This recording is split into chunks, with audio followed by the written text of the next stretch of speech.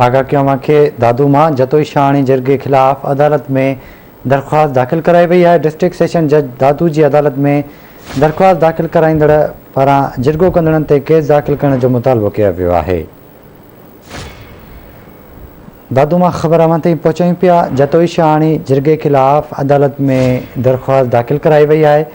District session जज दादू की अदालत में दरख्वास्त दाख़िल कराईंदड़ जो जिरगो कंदड़नि ते केस दाख़िल करण जो मुतालबो कियो वियो आहे। तफ़सील मालूम कंदासीं दादू मां तारिक लगारे खां। तारिक, छा तफ़सील आहिनि?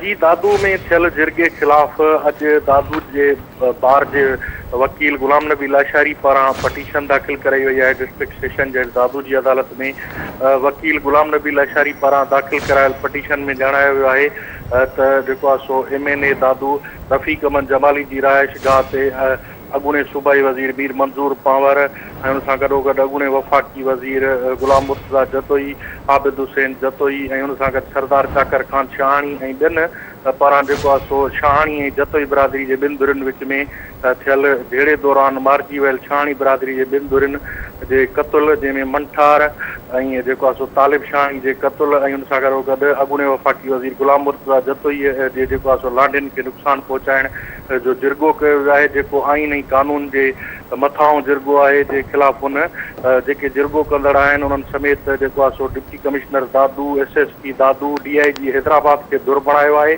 डिस्ट्रिक्ट सेशन जज दादू पारां वकील गुलाम नबी लाशारी पारां दाख़िल कयल पटिशन ते 5 तारीख़ मुक़रर कंदे खेसि दलील ॾियण लाइ चयो वियो आहे ऐं उन तारीख़ ते वकील दलील ॾींदो, जंहिं बाद फ़ैसिलो कयो वेंदो हीअ दरख़्वास्त जेका आहे ॿुधण जोगी आहे या न आहे।